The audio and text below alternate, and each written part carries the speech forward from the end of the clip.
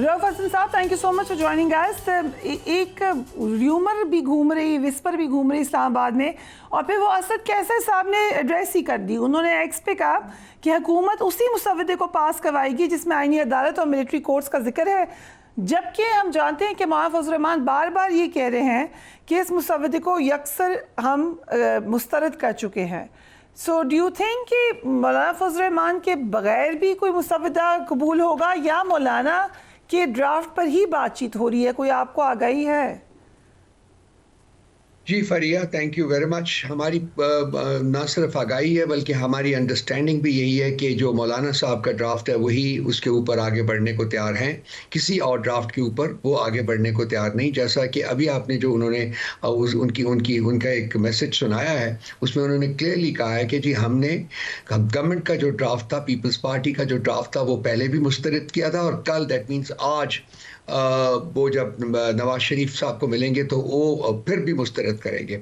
सो हमारी अंडरस्टैंडिंग यही है कि जो ड्राफ्ट उन्होंने बनाया है, जिसमें कॉन्स्टिट्यूशनल कोर्ट्स की बजाय कॉन्स्टिट्यूशनल बेंच का जिक्र है, और बहुत सारी और क्रिटिकल जो तरामीम करना चाह रहे थे जो कि ड्रॉप की गई हैं, वही उसी के ऊपर ही कंसेंसस हो सकता है अगर हुकूमती पार्टियां जो है वो इंटरेस्टेड हैं कंसेंसस करने में।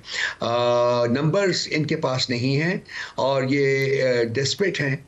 जैसे कि इन्होंने लास्ट टाइम रात को शब खून मार के ये बैम्बूजल इसको पुश करने की कोशिश की थी, ये अपनी तरामीम को, जिसके ड्राफ्ट उनके अपने पास भी मौजूद नहीं थे।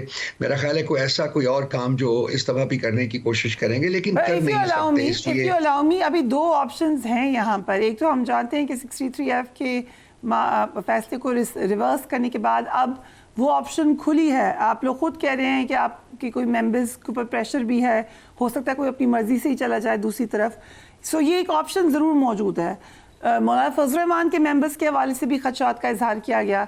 And second option is reserve seats, जो कि आप एक्सपेक्ट कर सकते हैं इलेक्शन कमीशन से कि वो सीट्स अगर दे दी जाती हैं PMLN को और पीपल्स पार्टी को और JAOF को, तो फिर मौलाना फजल रहमान के नंबर्स की भी शायद ज़रूरत ना पड़े। देखिए, ये एक स्पेकुलेटिव सा एनालिसिस है। उसमें आप सपोज कर रही हैं कि जी PTI के लोग भी जाएंगे, मौलाना के लोग भी जाएंगे। आप ये क्यों नहीं सपोज करती कि PMLN के लोग हमारी तरफ आएंगे, पीपल्स पार्टी के लोग हमारी तरफ आएंगे? ये आप क्यों नहीं सोचते आप लोग? जी बिल्कुल है।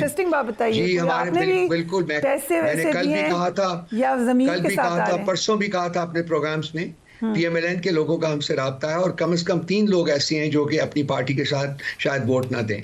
इसके अलावा पीपल्स पार्टी के बहुत से लोगों का राब्ता है। दे आर वेरी डिस्पॉन्डेंट कि वो इस किस्म की तरामीम जो है वो लेके आ रहे हैं। सो हमारे जहाँ तक अरकान का सवाल है, नेशनल असेंबली के members as well as senate के मेंबर्स, वो बिल्कुल सिक्योर हैं। हालांकि उनके ऊपर प्रेशर की हद तक जो बात है वो बिल्कुल ठीक है। 1-1 करोड़ रुपए की ऑफर की गई है, लेकिन रिजेक्ट किया है हमारे मेंबरान ने। हमें कोई खौफ नहीं है उनसे कि वो दूसरी तरफ जाएंगे। वो खान साहब के वो वर्कर्स हैं, खान PTI के वो मेंबर्स हैं, हमारे ऑनरेबल मेंबर्स हैं, और हमें यकीन है कि वो कहीं नहीं जाएंगे। देखिए, गवर्नमेंट की फ्रस्ट्रेशन सिर्फ और सिर्फ ये है कि उनके पास नंबर्स नहीं है। मौलाना साहब उनकी तरफ नहीं जा रहे हैं, हमारे मेंबरान उनकी तरफ नहीं जा रहे हैं, नेशनल असेंबली में उनकी नंबर्स नहीं हैं, सेनेट में उनके नंबर्स नहीं हैं। अब इनके पास पछताई हथकंडे ही रह जाते हैं।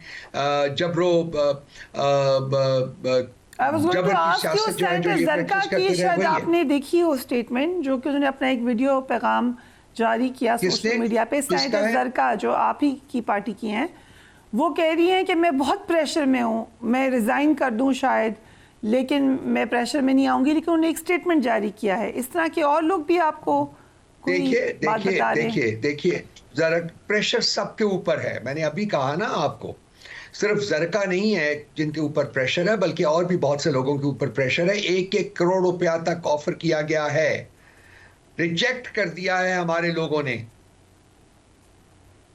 शर्म आनी चाहिए इन लोगों को जो कि इस किस्म का इस इंसानों की मंडी दोबारा से लगाना चाहते हैं। इनकी पॉलिटिक्स यही है। अगर इनकी जमहूरियत और इनका आइन यही कहता है, तो फिर तो ये मतलब इन लोगों को शर्म आनी चाहिए अपने किरदार के ऊपर। किस तरीके से ये कॉन्स्टिट्यूशनल अमेंडमेंट जो है वो पूरी पास करवाना चाह रहे हैं। आपके राब्ते में तमाम MNAs, तमाम सेनेटर्स? یہ ہم سیکیورڈ ہیں جی, ہم لوگ ان کو سیکیور کر چکے ہوئے ہیں, وہ ان کی دسترس سے باہر ہیں, دور ہیں, وہ سیکیورڈ ہیں. Okay, now coming to مولانا اگر نیشنل اسمبلی کا کل اجلاس ہوتا ہے, اگر نیشنل اسمبلی کا کل اجلاس ہوتا ہے تو ہمارے 5 ممبران صرف اس میں حصہ لیں گے, باقی کوئی ہمارا ممبر اس میں حصہ نہیں لے گا. Right, because you want to keep them secured. Is that the reason? Absolutely. Okay. Absolutely. So جو مولانا فضل الرحمان نے مسودہ میڈیا پر شیئر کیا ہے اس پر آپ متفق ہیں؟ وہ ہم کل ان کے ساتھ ہماری میٹنگ شیڈیولڈ ہے, اس میں بیٹھ کے ہم دیکھیں گے کہ فائنل مسودہ کیا آتا ہے, اس کے بعد فیصلہ کریں گے. اوکے, کچھ لوگوں کے نام ہے رؤوف صاحب, کیونکہ آپ تو ہینڈل میڈیا کو بھی کرتے ہیں, جو نام آ رہے ہیں بار بار کہ شاید وہ لوگ حکومت کے ساتھ جا چکے ہیں, ان میں الیاس چودھری, اورنگزیب کچھی, ظہور قریشی اور اسلم گھمن شامل ہیں. سینیٹر زرکا جن کا میں نے ذکر کیا, اور ریاض فتیانہ کے حوالے سے بھی کہا جا رہا ہے کہ وہ ترمیم کے حق میں ووٹ دیں گے. ان لوگوں سے بات کی آپ نے؟ دیکھیے, میں نے آپ سے ایک سٹیٹمنٹ دی ہے فریہ, وہ کافی ہونی چاہیے. ہمارا کوئی بندہ ان کی طرف نہیں جا رہا. اوکے, سو دس از میئر اسپیکولیشن. اگر ایبسلیوٹلی اگین آپ نے کہا کہ کل اجلاس میں صرف 5 لوگ آئیں گے, لیکن خدشہ آپ نے دیکھا اسد کیسر صاحب نے بھی ظاہر کیا ہے, آپ نے بھی ظاہر ہے, اسی لیے اپنے ایم این ایس کو سیکیور کیا کیونکہ خدشات تو بہرحال موجود ہیں. اگر ترمیم پاس ہو جاتی ہے کسی طریقے سے اور اس صورت میں ہو جاتی ہے جو آپ کو اعتراض ہے, سو واٹ نیکسٹ؟ ہم اپنی جدوجہد جاری رکھیں گے جی. ہم اس ترمیم کو کسی صورت میں قبول نہیں کریں گے. ہم ہر محاذ کے اوپر اپنی جدوجہد جاری رکھیں گے. ہم پبلک موبلائزیشن کریں گے, ہم پارلیمنٹ کے اندر لڑیں گے, ہم قانونی محاذ کے اوپر لڑیں گے, ہم جدوجہد جاری رکھیں گے. اول تو یہ ترمیم پاس نہیں ہوگی, لیکن بار بار یہ کہہ رہا ہوں. ٹھیک ہے, بٹ ٹاکنگ آف لڑائی, رؤوف صاحب آپ تو اتنے پرانے پی ٹی آئی کے ہیں, میں نے تو پتہ نہیں کتنے سال پہلے آپ کا پہلے انٹرویو کیا تھا, بٹ دا کویسچن از اس وقت آپ کی پارٹی میں بہت سے نئے لوگ بھی ہیں, بہت سارے پرانے نئے لوگ بھی ہیں, وہ آپس میں لڑ رہے ہیں, پبلکلی لڑ رہے ہیں. ہم دیکھ رہے ہیں کہ کوئی کسی کو کچھ کہہ رہا ہے, کوئی کہہ رہا ہے آپ غدار ہیں, کوئی کہہ رہا ہے آپ غدار ہیں, کوئی کہہ رہا ہے پاکستان سے واپس آ کے بات کرو, تم بزدل ہو, تم بزدل ہو. یہ جو ایک انارکی پارٹی کے اندر پھیلی ہوئی ہے, اس کو کیسے ٹھیک کریں گے؟ یہ اینرکی کا نام آپ نے دے دیا ہے, نہیں ہے, ایک ڈفرنس آف اوپینین ہے, لیکن کس نے کس کو غدار کہا ہے ذرا بتائیے. کون سا پی ٹی آئی کا ممبر ہے جس نے کون سے پی ٹی آئی کے ممبر کو غدار کہا ہے؟ آپ نے دیکھا ہوگا کہ جو بشرا بی بی کی بہن ہیں وہ بڑی شدید خدشات کا اظہار کرتی ہیں اپنے سوشل میڈیا اکاؤنٹ پر. اسی طریقے سے اور آپ کی پارٹی کی کچھ خواتین ہیں وہ پی ٹی آئی کا ممبر بتائیے نا. میں نے کہا کہ کون سا پی ٹی آئی کا ممبر ہے جس نے کسی دوسرے پی ٹی آئی کے ممبر کو غدار کہا ہے؟ اوکے, سو آپ کے خیال سے بتائیے نا.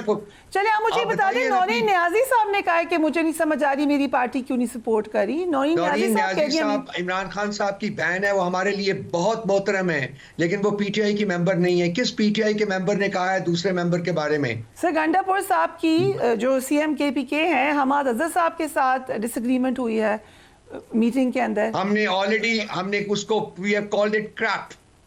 There is no truth in that. ہم نے ایک سٹیٹمنٹ بھی ایشو کی ہے. کوئی ایسی بات نہیں ہوئی ہے, کوئی ایسی بات نہیں ہوئی ہے گنڈا پور صاحب اور حماد اظہر صاحب کے درمیان. کسی پی ٹی آئی کے بندے نے کسی دوسرے پی ٹی آئی کے ممبر کو غدار نہیں کہا. آپ اگر کسی کو یہ مجھے نام بتا دیجئے, میں بار بار آپ سے پوچھ رہا ہوں. یہ میڈیا کو ایسے سٹیٹمنٹس نہیں دینی چاہیے فریہ. ہم آپ کی بہت عزت کرتے ہیں, آپ بہت اچھے لوگ ہیں, لیکن آپ اس قسم کی اسپیکولیشن نہ کریں.